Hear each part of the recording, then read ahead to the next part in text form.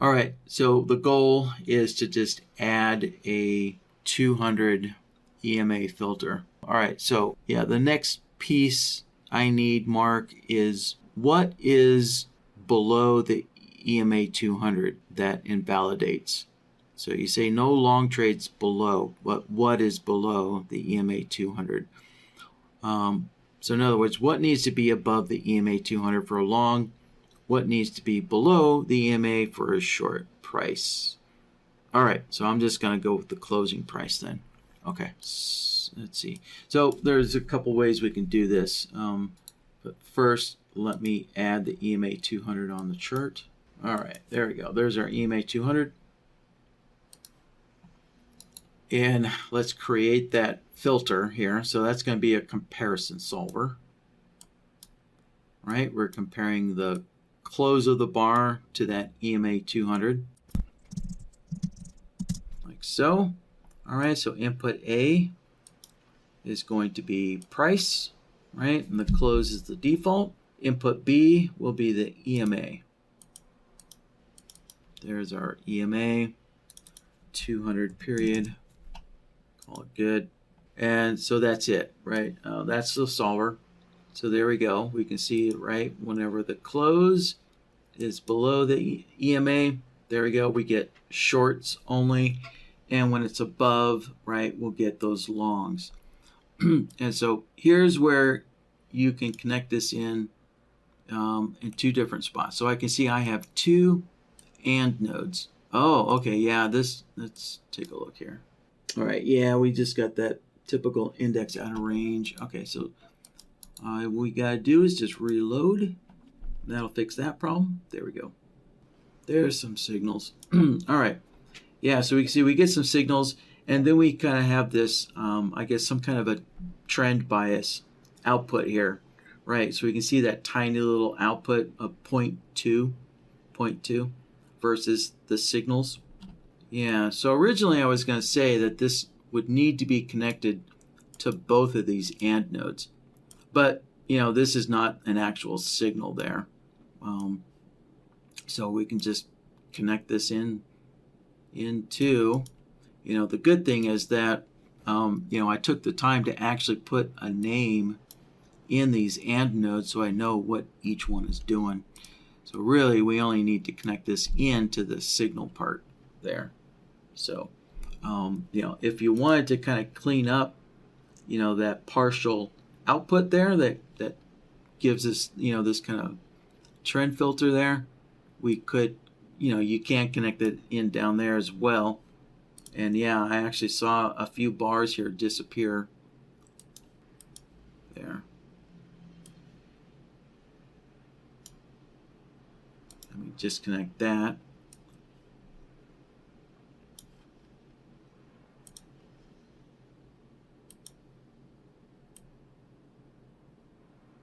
Yeah, so I can see a few of those bars there disappeared. Some of those long disappeared when I connect this in there. Yep, there we go. So we can see those disappeared there. So, yeah, so that's it. You just find the main AND node, if there is one like this. You know, if this was a more complex system, say like this, right, like the Donchian, right, there's several AND nodes. So how would you know which AND node to put that in?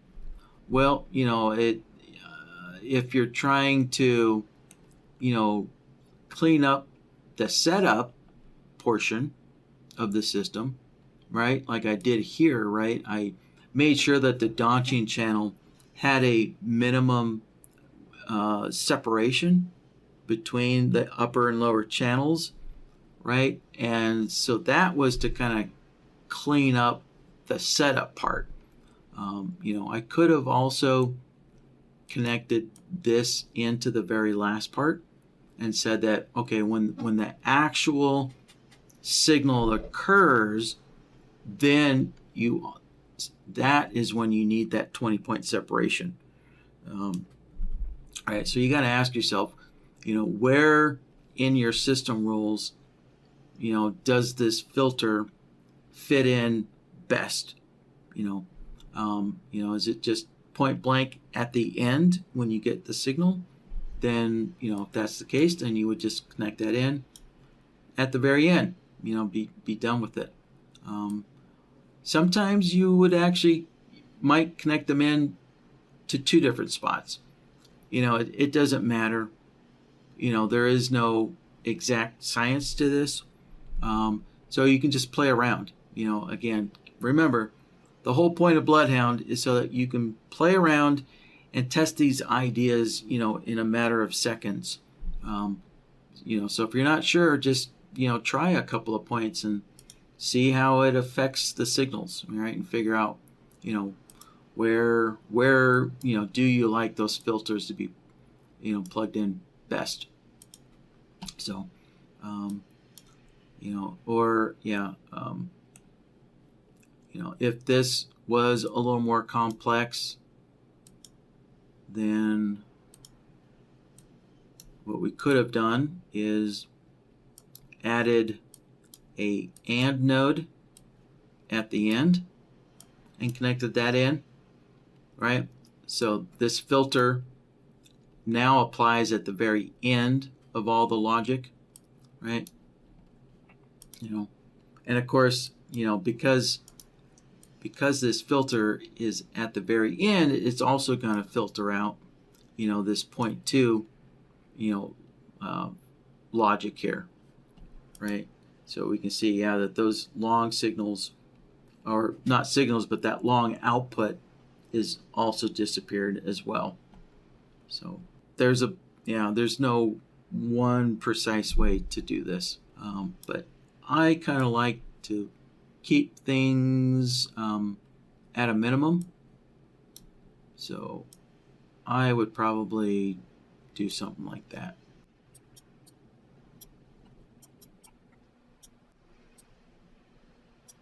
Let's see. Yeah, it looks like there's a follow-up here. All right. Yeah. So the follow-up here is to add additional filtering here. So to make sure that the EMA 8, EMA 21, and EMA 35 are also below the EMA 200. All right, so I'm going to put all these filters up here. So I'm going to copy this and make some copies of that. So, right, so this copy already has input B already set up for me. So it saves me a tiny bit of time.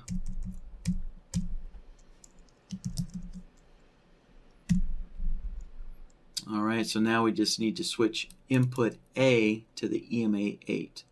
So input A, change that back to indicator value, and then plug in the EMA. There we go. 8 period. Click OK. All right, and yeah, I'm sure the EMA 8 is going to hug price pretty closely.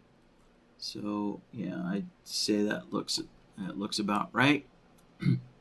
And now let's make a copy of that and paste it. So now we can change the EMA 8 to the 21, like so. So input A, we'll switch that from the 8 period to the 21 period. Right, just change that like so. All right, there we go. And let's paste another one. And this will be the 35. And so we'll go into input A once again. Change that to a 35 period. All right. So there we have it. And let me clean up the names here. All right. EMA 8 to the EMA 200, so that's the 8 to the 200. Yep. We'll just double check the next one. So the EMA 21, that's a 21 to the 200. And then lastly, the EMA 35. Yep, that's 35 to the 200. Okay. Yep, and then all we have to do is, yeah, let's take a look at those signals there. It's probably not going to change anything here, but I'm just going to connect these signals into the signal and node. There. Yeah, okay, so we got it eliminated that first short signal there. Yeah. Yeah, remember there were 3 short signals and it did eliminate one right there. Somewhere in this area. Yeah. All right. So I did not connect these, to this filter. That's kind of a personal choice there. So, right, the important one is to connect them to the AND node that actually generates the signals here. All right, so there we go, Mark. Now, I guess something I don't bring up a lot is this little text box here that you can now use. There. Yeah. So you can use this little text box, something like that. There. So there you go. You can highlight and kind of label, certain solvers like that if you find that handy. So just kind of keep in mind though that it can be, right, the problem is if a solver is inside this text box, you can see the text box is what's getting selected, so you can't actually select those solvers anymore. So that's kind of a higher level programming issue, being able to do that, which is really not what we're here for. We're not here to recreate Adobe Photoshop, right? So we probably won't address this, but just kind of keep that in mind that, yeah, you can't really select on those solvers anymore. Maybe at some point Jeremy can figure that out. So if you do that, you just got to move your little text box out of the way, and then you can go in and select those nodes. So, right. But you could also select those nodes on the side. So remember, you've got the solvers list on the side here.